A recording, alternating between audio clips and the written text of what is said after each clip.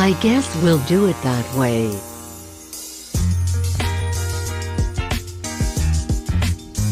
What's going on, Uncle Zay?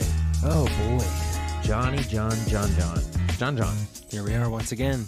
Have you seen that Seinfeld episode recently where Elaine goes to her workout class and John Kennedy Jr. is there? John, and she's in love with him, and then he likes her. It's the classic the Master of My Domain episode. Oh yeah, that's a classic where George gets that song stuck in his head. That's one of those episodes where they pack like 16 quality storylines into one episode, and you just can't quite figure out how. How much of that is Larry David instead of Jer? Yep. Oh, good question. Those intricate storylines, because if you watch Curb is a lot of that interweaving storylines, just stories that come full circle and diverge in interesting ways, just like Seinfeld did. True. I wonder. Yeah, I bet that's kind of their like John and Paul vibe. Is like Paul was the pop guy, John was the weird guy, and together you get weird pop that like pushes every boundary conceivable, and then when they're apart, you still get good stuff, but it's just not the same. Right. So you're not a huge Curb fan.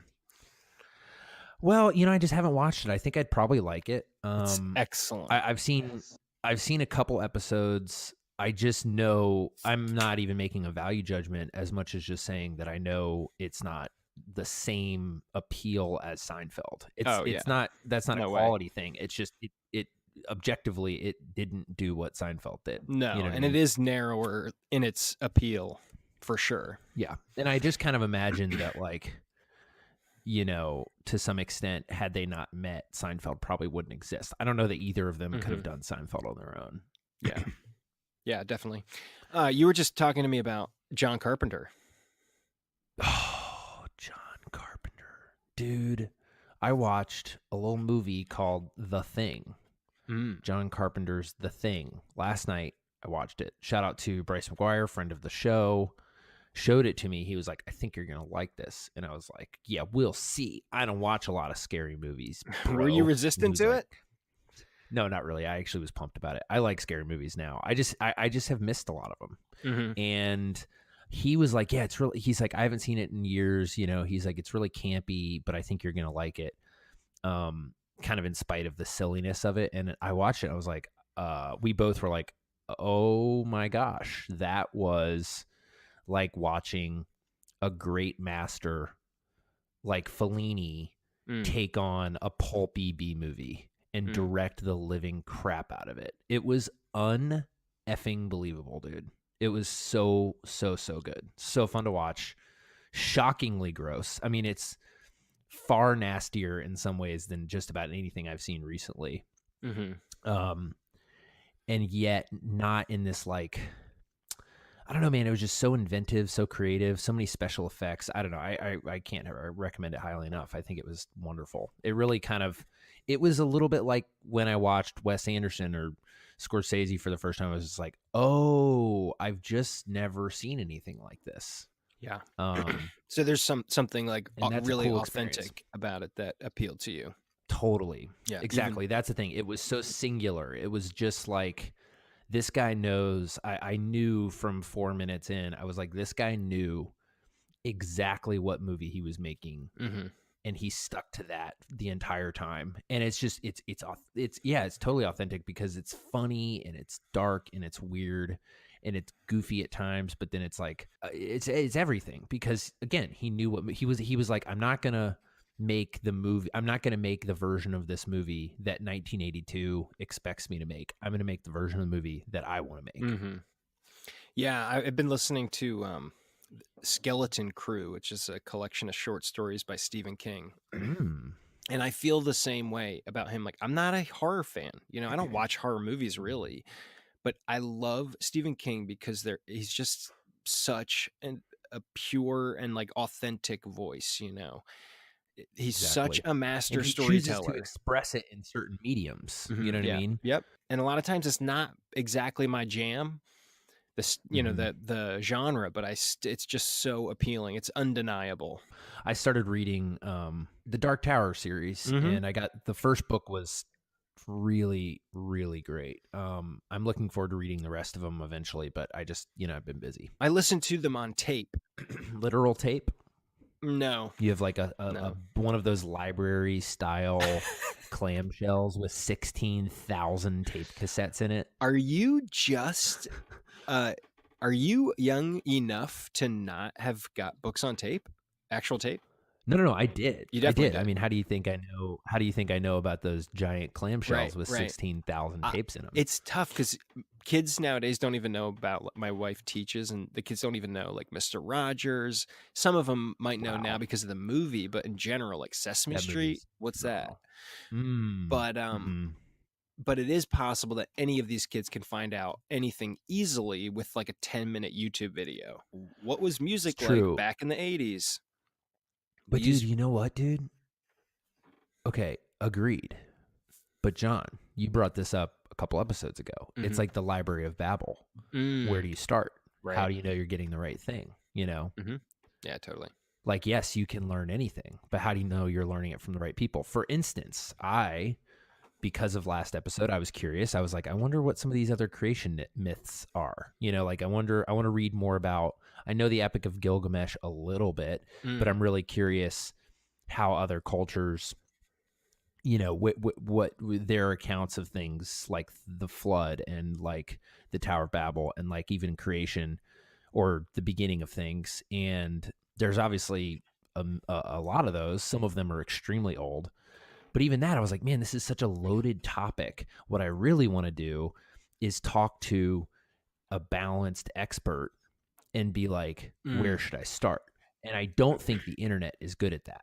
You know what I mean? Sometimes you get lucky and some person has written that thing and you get to find it. But the internet, that's back to even, will we be replaced? Will this podcast eventually be made by robots? I don't know that computers, I have not seen evidence, at least. Maybe it exists. If someone sees it, they can write in. I have not seen evidence that computers are good at that type of analysis. Like that level of depth with analysis and sort of synthesis of differing ideas of like, let me analyze not the purely quantitative kind of like, this is this old and this is that old and that makes this one more authentic, but like really analyzing dozens and dozens of different sources and different biases and coming up with like a relatively balanced approach about like, this is a good place to start with this creation narrative. You know what I mean? Oh, totally. But people are also extremely biased too, so that's what makes it challenging. We're living in a post-truth world right now. It's, you're not supposed to ever come to a final conclusion about whether something is true or not. You're just supposed to feel a certain way about it. Which, all right, I have a thought on that. Give me 1 second. Yeah.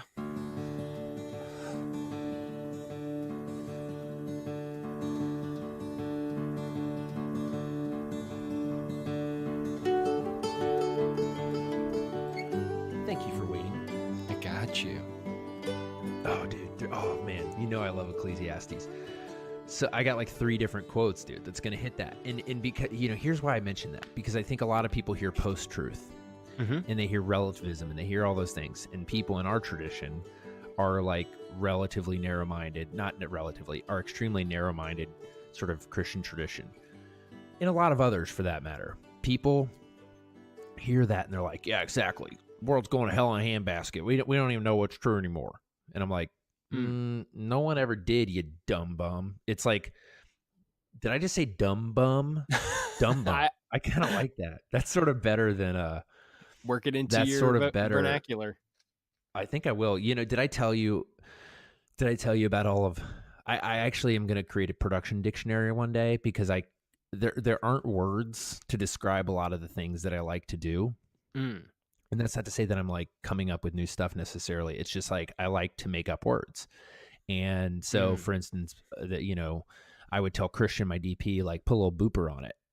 Put a little booper, a booper, and a booper kind of came to mean this very specific, a very specific type of camera move where it's like it's kind of hard to describe, which is why I made up a word for it. And then and then like also I told my cast, I was like, I've got 2 different one phrase directions for you, and let's just talk about what they mean now. Taco truck is my way. Like when I say just give me a taco truck, what that means is I kind of have what I need, but this one's sort of for safety. Let's just get it. You know what I mean? Like, Yeah. let's just like move through this. Like this is less important than a thing that we need. Did to anybody get to. stop you and say these things have actual industry names, say, and this is what they are? No, I kept waiting for that, and everybody just was like, "Oh, okay, cool, yeah." Normally we spend an entire 90 seconds discussing what you want instead of 3. So I think it actually worked okay. So it was like, give me a taco truck. Taco truck means there's something more important coming up. I don't want to waste time on this, getting this perfect, because like this is sort of like a passing thing. Does that make sense? Well, sort of, but how does it relate to a taco truck? Well, I called it a taco truck because I don't want crap. I don't want McDonald's. I want a taco truck. A taco truck is a delicious, delicious way to eat. So you're talking about a food truck. But it's quick. Yeah, but specifically we live in LA, so it's a taco truck. Anyway, well, it's a taco truck. So it's like, I just want to grab it and go. Get it and go. You know what I'm saying? Yeah. Got it. And then the other term is, one of the other terms is called jellyfish. Jellyfishing it is another version of we have what we need. Now go for it. Do something unexpected. Do something weird. I don't care. Come up with something. Have fun. Explain the origin of that one. Jellyfish. Yeah. Or are you just assigning this random names, or do they relate somehow? No, sometimes they just come out of my head. You know, okay. And so it's I like try it once and then it sticks or it doesn't. No, it's jellyfish was just more like jellyfish just happened. Jellyfish just came and went, and it stuck. You know, so it didn't. It's like go. a variable in math. Exactly. Yeah. Right. Exactly. It's kind of like and kind of like I don't want to say 3.14 blah blah blah. So I give it a symbol. I put pi. You know what I mean? That's what I'm trying to do with like my production lingo. I got a bunch of other ones, but okay, John. Speaking though, okay, so people get all fucking worked up about post-truth, and they're like, blah, blah, blah, blah, blah. And you know, it's been there forever, dude. I think that's in a weird way. I do think that there is truth. I think that we should seek it, but I also think that everyone's GD obsession with getting everything 100% right instead of like 60% right is the problem with just about everything. Because, dude. You know what I'm saying? Because look, because it's not that there's not right and wrong, but everybody's a little right and a little wrong at the same time about just about everything all the time, I think. And if they're seeking the good thing. Okay. So there's a quote, of course, in Ecclesiastes, which is basically the book that made Rollers and this podcast. And thank you, Solomon, or whoever the heck wrote it. Bob Ecclesiastes. Bob.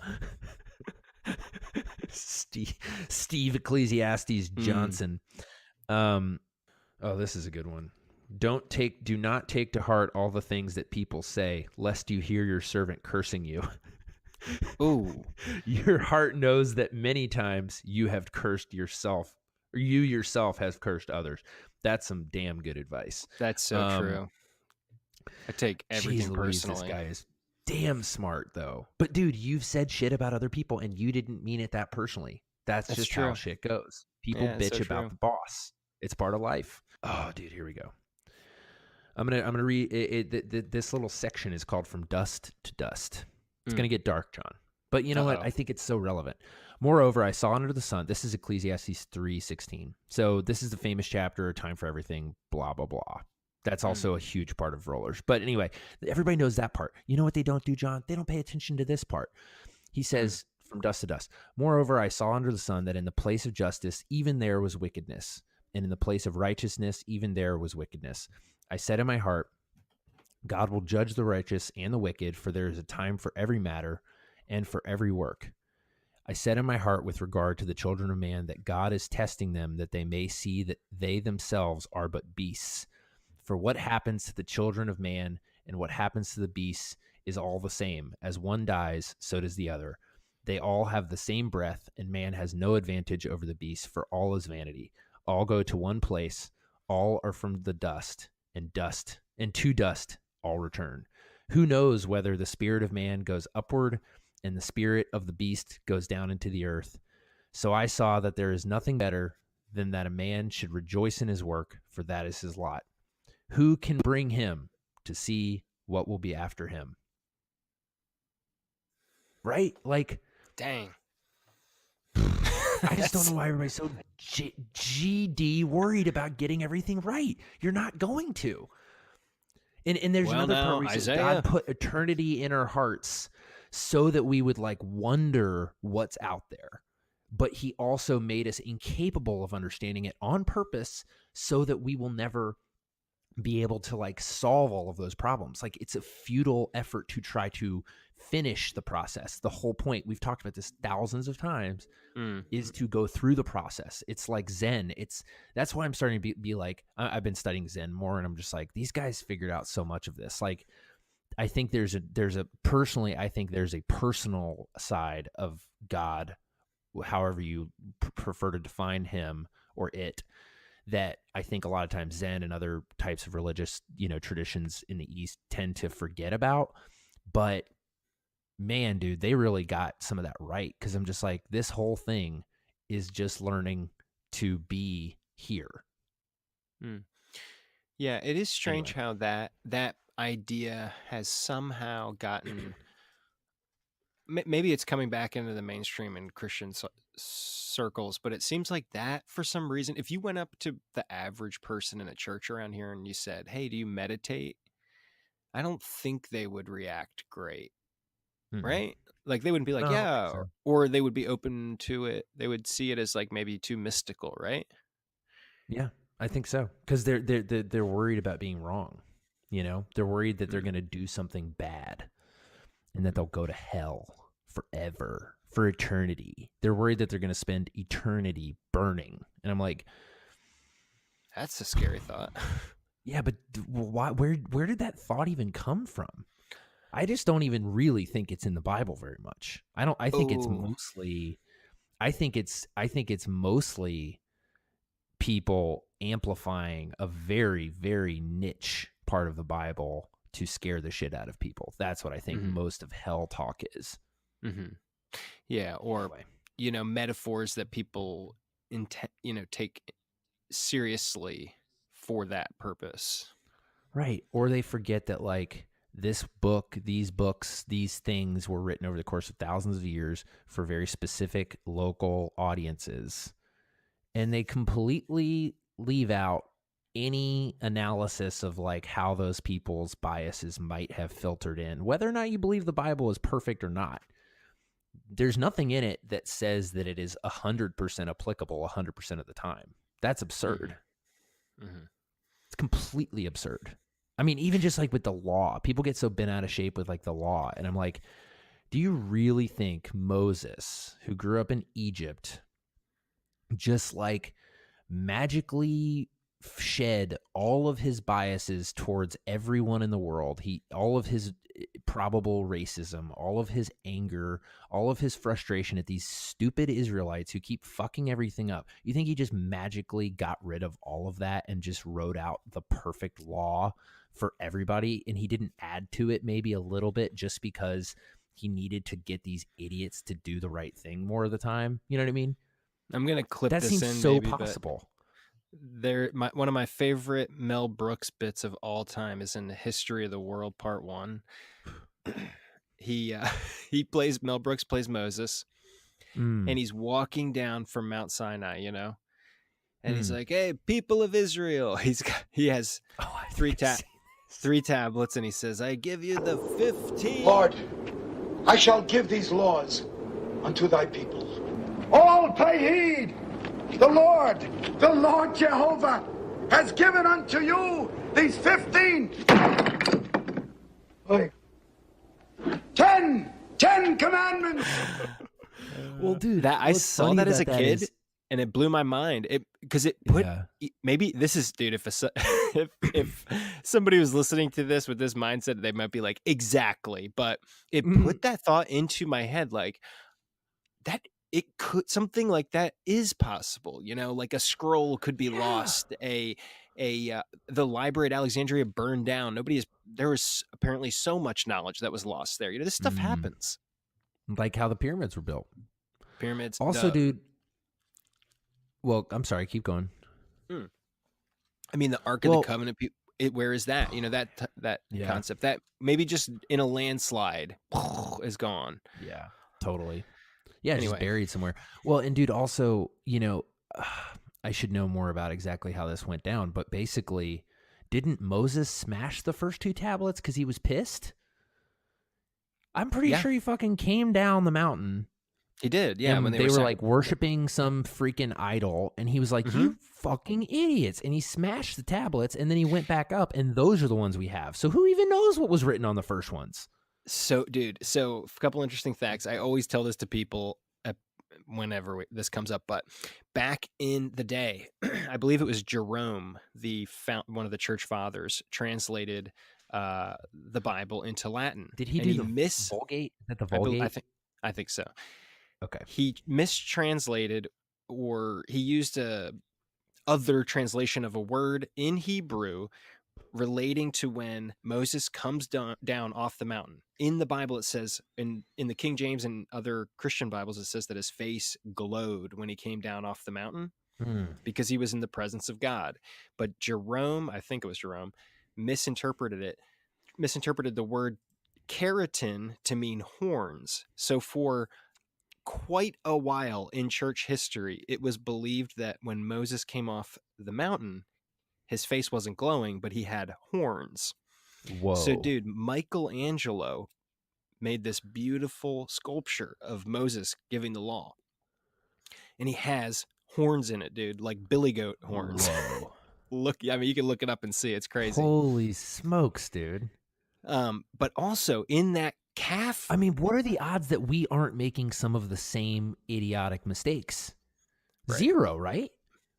I mean, you know, the famous one that Radiolab pointed out was that, and in fact, if you open any Bible right now that has footnotes, it'll say this, but the number of the beast, 666, in the absolute earliest papyrus that they have, it's 616. Oh, my word. 616.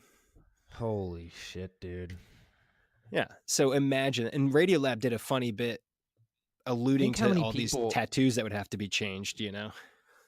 Well, yeah, there's definitely a funny version. And then there's another sort of more empathetic part of me that's like, think of all the poor kids in, like, you know, holiness churches in Alabama who, like, have been scared shitless by all of this crazy superstition, and most of it's probably garbage anyway, you know?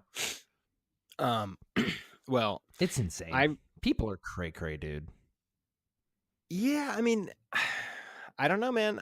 People take this stuff seriously. I remember as a kid, when I was a camp counselor, like, look during thunderstorms. I'm not mad at the kids. I'm thinking the people who have propagated these, but they believe it. You know. Yeah, it's true. It's true. And I'm doing the same thing. I'm spreading some sort of message myself. You know what message you should be spreading right now? The message of rollers. Give us a lowdown. What's been going on, dude? So true. Oh man, dude. Okay, well, you know, here's my big picture message. Yeah, things are still going really well today, John. Today, in maybe an hour, Mari, my editor, is coming to my house, and we are piecing together the first rough cut, not the first assembly. The first assembly has been done for about a week. Assembly and rough cut. The difference being, an assembly is basically like just put everything in there. You know, it's kind of like a sketch. It's a sketch version of an edit. You know, it's sort of like, let me just get the broad strokes, get it all in there, make sure it's all there. But there's no real finesse with an assembly. A rough cut, our rough cut anyway, is it has a lot of music in it. It has a lot of really intentional edits. A lot of scenes are probably within 10% of where they will end up in the final cut. And so it's a big thing because, you know, I never watched the assembly. I still have not watched the movie start to finish. And I'm not surprisingly pretty excited to do that. I'm doing a little bit of an... You're going to do that in an hour with her? You're going to watch the whole thing? Not quite yet. What we're gonna do, we're gonna start with. I'm still deciding. You know, I'm kind of going my own way because I think most people watch an assembly and then all this stuff, and I just keep resisting the temptation to watch anything that I'm not excited about because I only get to watch this movie for the first time once. I don't want to. I don't want to cringe every 30 seconds because I know that I would make a different choice if I just took 20 minutes with that particular moment. The problem is 20 minutes spread over the course of a 2-hour-long movie is a lot of time, which is why we've been doing it. But we've got 2 editors, me and Mari. We've been cranking. There are certain parts of the movie that are very simple, and then there are other parts that are much more complicated. But truth is, dude, we're making a ton of progress, and I think this rough cut could actually be really good. There will be no score, but like I'm putting a lot of the music in. I'm really intentionally editing certain scenes, and what I'm excited about is we're not going to start by watching it. What we're going to do, we have 2 different project files that we've kind of been merging on a weekly basis because like we'll each work and then we have to compare them and figure out how to make them one big project, and then we disseminate it again to each other, and then it's this process of creating parity, I guess, between the 2 different things. And where we're at now is basically we've got all the scenes edited, and now we need to put them into larger sequences. Some of that has been done. For example, the other day I watched the last 30 minutes of the movie. Very heavily edited, very like polished relatively, because I just did all of that. I was like, I'm taking all these scenes, I'm going to do them. And so I cut all those scenes and put them together and figured out transitions between scenes and figured out where the music went and like did a real cut. And so what we're going to do, but I did that scene by scene, and then I pieced together 2 or 3 scenes and then 2 or 3 different scenes, and then I stuck those together, and you just create building blocks to get bigger and bigger. So what we're doing is we're creating the next level of building blocks where we're kind of like, let's put all of our stuff in the same file, because what will happen is I'll like cut 2 scenes, and then I've got another scene, the 3rd scene, but Mari was cutting that one, so I don't have the most recent version of it. So then there's this blank spot, and then I have a 4th scene that I cut, but then there's this big chunk in the middle that's not done. So what we're doing is combining those, and we're going to go through every scene together. It's going to take a while, but we're going to go through every scene together. We're going to continue to make changes. We're going to continue to push it towards where we want it to be. Then we're going to make one big draft. Then we're going to watch it, so that ideally the first draft, the first quote unquote rough cut, every scene has been through probably 4 or 5 revisions by the time we watch a single completely fixed rough cut.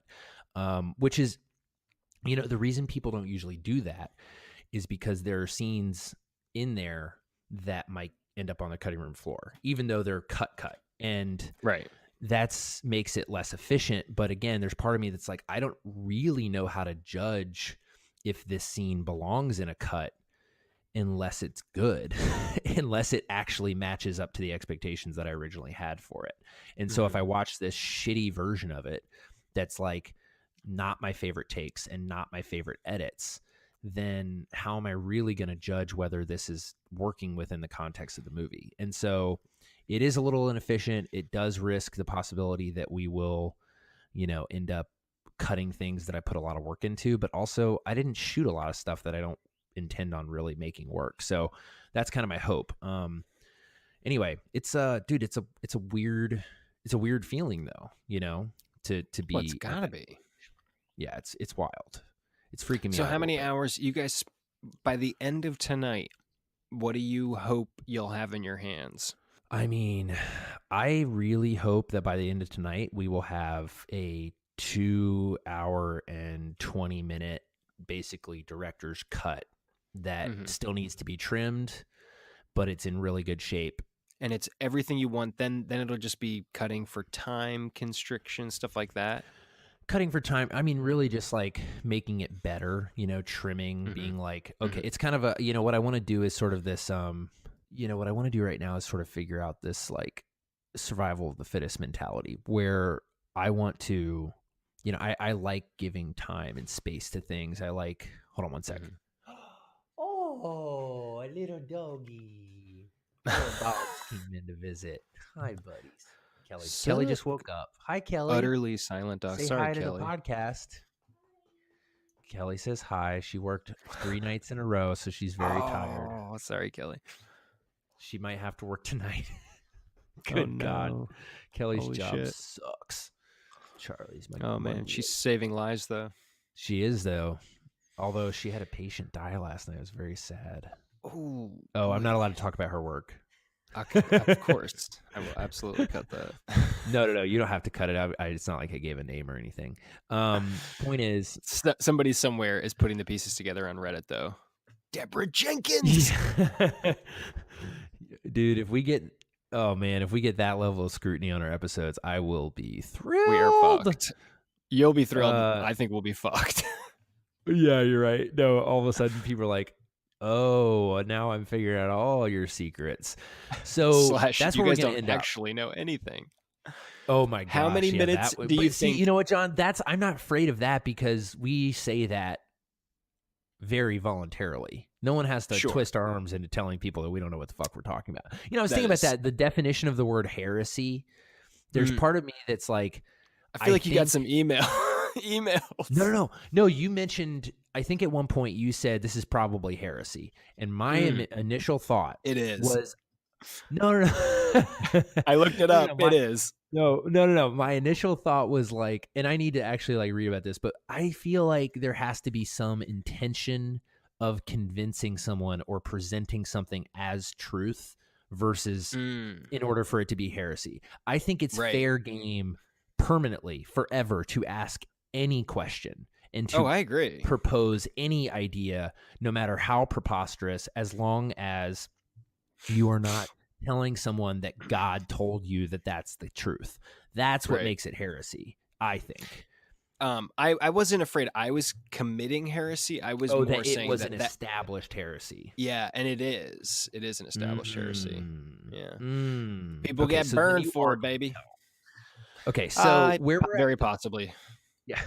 If hell exists. So where we're at with the movie is that we're very close to a rough cut. The next stage will be figuring out how good the movie is. And that will that's going to be weird, man. I think it could be good. I just pictured you tying Kelly down, making her eyes propped open like in Clockwork Orange, having her watch the movie 400 times to give you notes over and over. I'm like, how do you feel about it 363 times in? Oh, wow, that would be brutal. I don't care how good the movie is. That would suck. Well, so what I want to do, John, I want to get okay, so here's a little personal note that I've been exploring a little bit.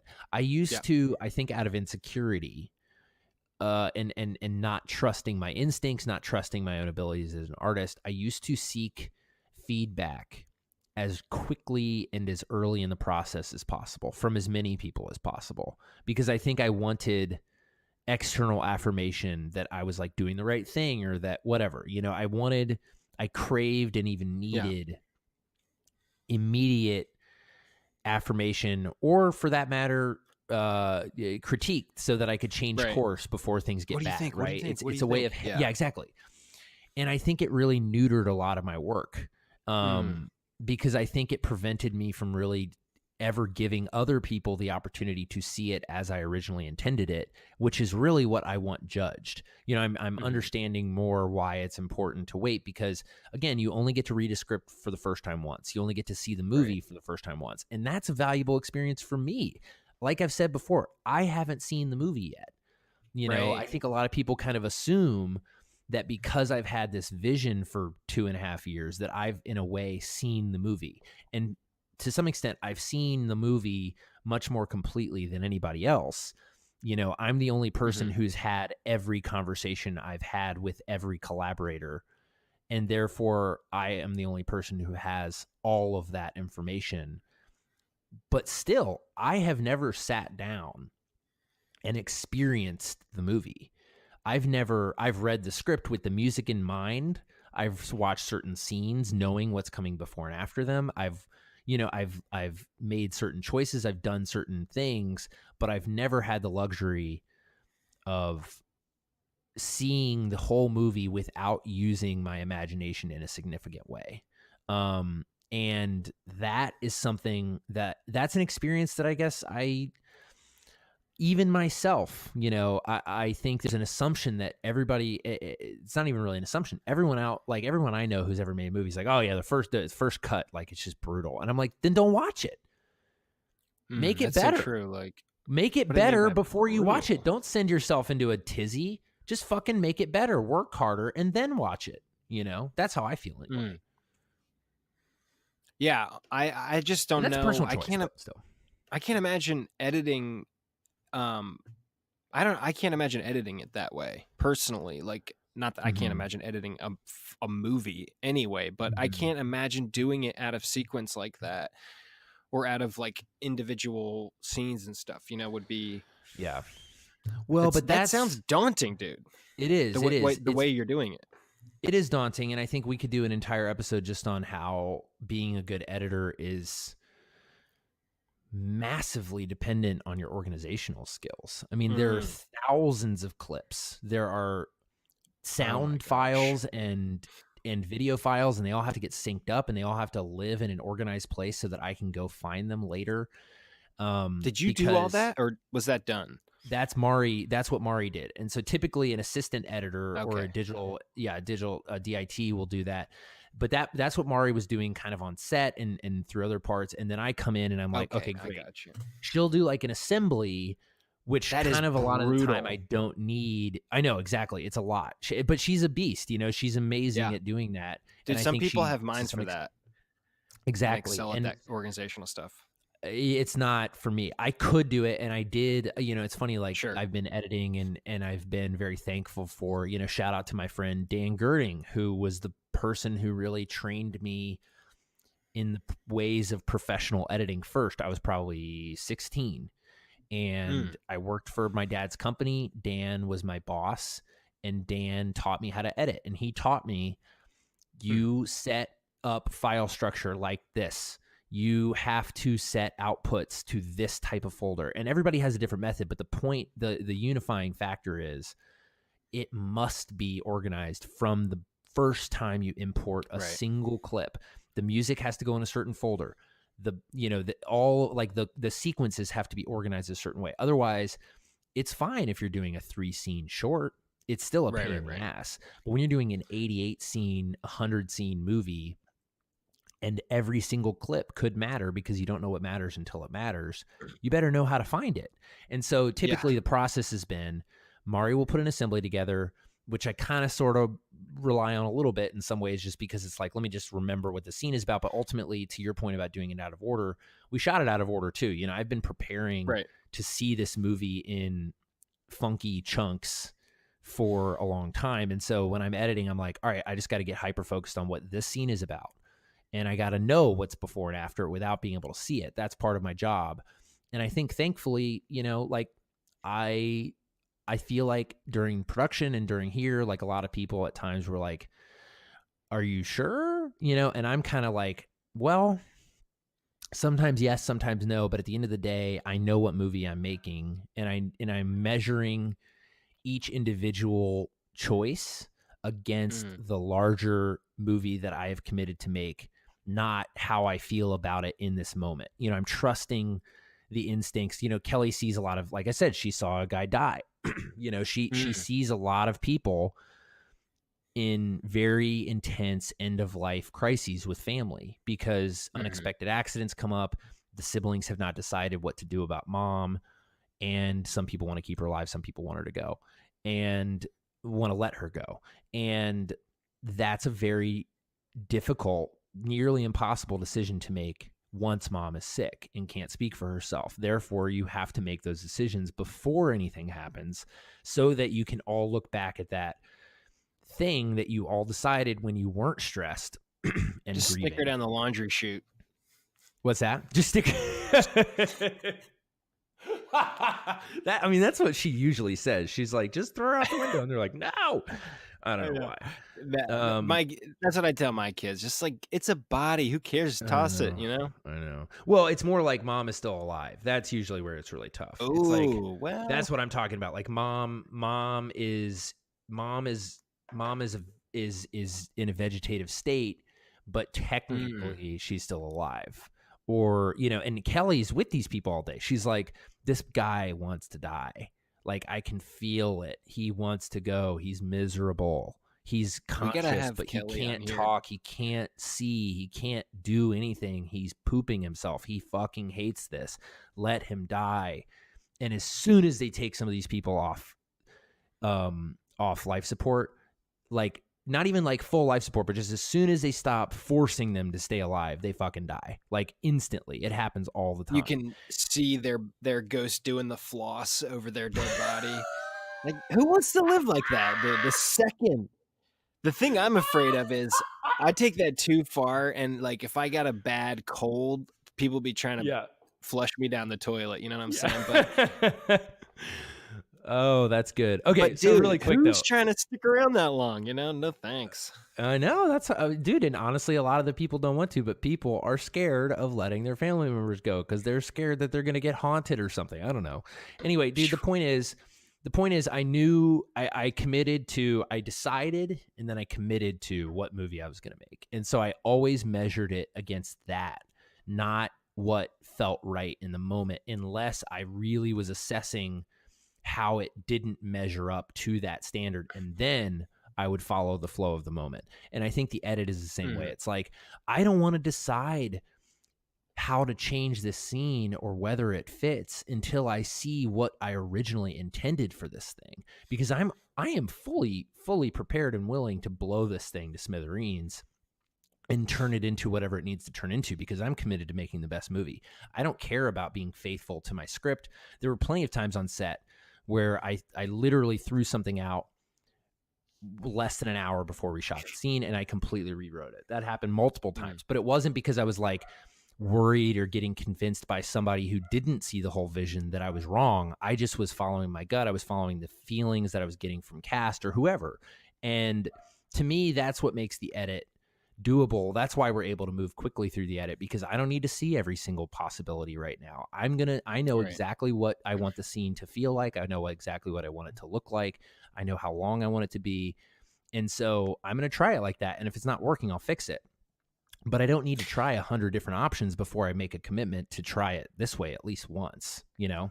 How much of this is, it occurs to me that some of this might be you wanting to save yourself the little treat, in this case maybe a big treat, of being able to watch like a nearly done first cut at some point.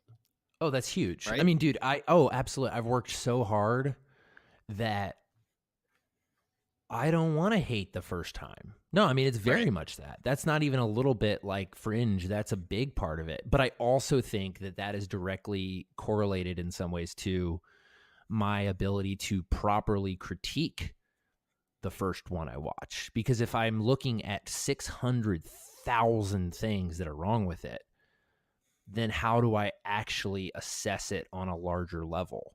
You know, It's kind of like, how do you walk into a house? Like, it's kind of like, why? Yeah, I don't know. Does that make sense? Yeah, no, 100%. Okay. The thing that makes me nervous about that is if you fall too deep in love with this, you're not going to be able to make it. Isn't that a challenge? Like, you're going to like this, you know, hopefully when you see it, you're going to be like, dude, I made this. You're going to be excited about it. It's going to be like falling in love with a girl almost. And what you don't do when you fall in love with a girl is you don't notice flaws as readily, you know, as you would if you were assessing a situation from a distance. Like, that's why all your friends are like, yo, that girl's crazy, or that girl's selfish, or a thief, or whatever. This sounds like, obviously I'm not talking about my spouse here, but you know, people will do that to their friends. Like, at least they do in movies, as they TV. should. And I've had that conversation. And it does seem true. She's using you. See, like, yeah, exactly. Right. You'll see something about somebody and it's easy for you to see it because you're not in love with them, you know? Yeah. So Well, what's dude, the risk there? Like, if it's, I'm only pausing because I'm really thinking about what you're saying. I mean, honestly, dude, it's a risk I'm willing to take. Yeah. I mean, in some ways, dude, like, that's the ability. That is what I think that ability is to be both committed to and in love with my own vision and willing to completely destroy it at a moment's notice, and rebuild it from the ground up. I think that being able to simultaneously hold both of those things in my mind at the same time. I just said simultaneously, therefore I don't need to also say at the same time because that's redundant and useless. I apologize to everyone for my wasted words. That ability is, I think, John, what will make me a good director or a bad director. The ability to do that is a massive, massive part of what will make me effective or ineffective at my job.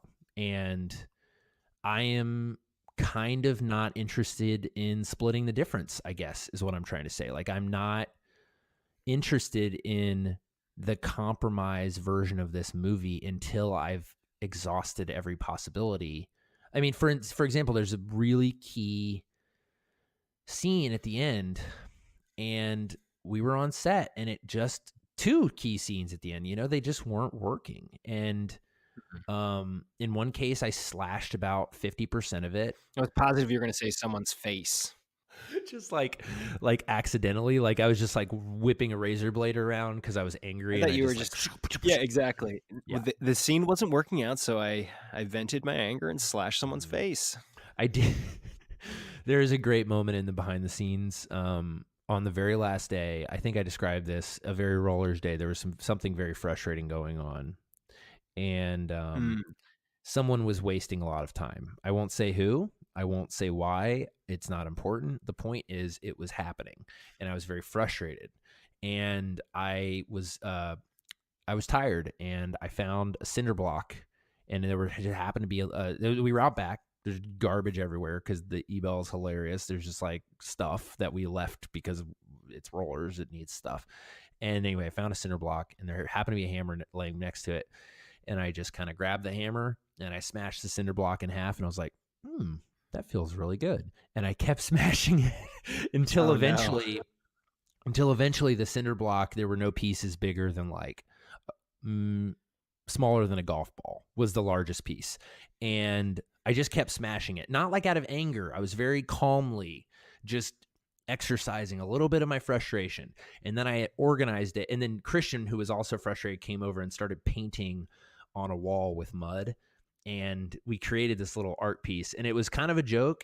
It's all captured in BTS because I didn't realize Aaron was filming us, but he came over and was like filming us. And it's all in the BTS, and then we sort of presented it. And it's kind of a joke, but it also was funny. And my assistant camera person was like, "What are you calling your piece?" And I said, "Unnecessary delays." And because what I did is I took all the pieces of the cinder block and I organized it into this little weird sculpture because I was trying to make some order out of my life. Anyway, point is, dude, I don't know, John. I don't know. You know what I mean? But I'm okay with not knowing because I think I have proven to myself that I'm willing to kill my darlings, as they say. Is that why your dogs are so quiet right now? They didn't make it long. They're in the movie. Are they really? Very cute. Oh yeah, very cute scene. They're adorable. Good.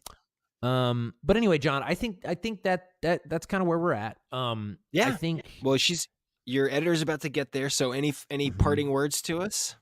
What do we have to look forward to? I don't know, John. I was thinking about this ahead of time. I think this would be a good way to wrap up. Yeah. We are both very busy and very tired. In some ways, this feels like the wrong time to take a quick break because our listenership is up. People seem excited about the show. There's stuff going on, but you know what, dude? I think I might need a quick break. How long? I think 4 we to should 7 take years. Yes. The year of Jubilee. I think we should take 2 weeks off, John. After this, a little spring break. I think a little spring break. I was originally thinking a month, but I think I'm going to get really antsy, and I don't see any reason to take a month off. But I think, John, this is a very natural, very important, very whatever, who gives a shit, stopping point, moment, inflection point in this project. Up until now, the project has been about development and production. And now, in some ways, we have not reached I think a lot of people might feel like we've reached the end of the process. The reality is we've actually reached the middle of the process. The life of a movie fundamentally consists of development, production, post-production, and release. And we are now done with production. We're entering post-production. And I think now is a good chance to basically call the end of season 1, of this podcast. Ooh. And basically say, we did a good job. We put out an episode every effing week, except for maybe like one. We did a great job. We ran a race. Let's take a break. Let's come back refreshed. Let's take a victory lap, baby. Yeah. What do you think of that? I love it. Because John, there's so much to do. I think there's so much for us to cover that I don't want to do it half-assed. I don't want to just kind of like lazily slop our way through debriefing the whole movie, because I think you pointed this out. I agree. I think people are so curious probably about, I think you are curious. We've barely talked about the movie and how it went. And I think we can get a lot of interesting stuff out of really, really going through the process retroactively of making the movie, while also talking about going into producing the post-production, because I think that is when I will actually be able to process my mistakes, my successes, all of that kind of stuff. Because in the edit, in post, when I start showing this thing to people, that's when I'm really going to start to look back and be like, oh, I remember when I was doing that decision and how we led to that. And I think that's the kind of stuff that could be super interesting for people to talk about. Totally. Okay. Let's do it. So I think we should do that when we get back. So 2 weeks from now, 3 weeks from now, 3 weeks from now, we should be releasing an episode, unless we get bored, and put one out. What do you think? Remains to be seen. Okay, we'll figure it out. But John, this has been a real pleasure. Thanks for listening. Thanks for as always. Input. I'm really excited. Good luck on the edit to talk about more. Yeah, thank you. I will, of course, keep you posted. Everybody else, you're just gonna have to wait. Sorry. Buzz off. Get out of here. Okay, I'll talk to you soon. Talk to you soon, Doug. Bye. Wake up, wake up, wake up. It's wake up, wake up. Get up, get up, get up, get up, get up. Wake up, wake up, wake up. It's wake up, wake up. Get up, get up, get up, get up, get up. Wake up, wake up, wake up. It's wake up, wake up. Get up, get up, get up, get up, get up. Wake up, wake up, wake up. It's wake up, wake up. Get up, get up, get up, get up, get up. Wake up, wake up, wake up. It's wake up, wake up. Get up, get up, get up, get up, get up. Wake up, wake up, wake up. It's wake up, wake up. Get up, get up, get up, get up, get up. Wake up, wake up, wake up. It's wake up, wake up.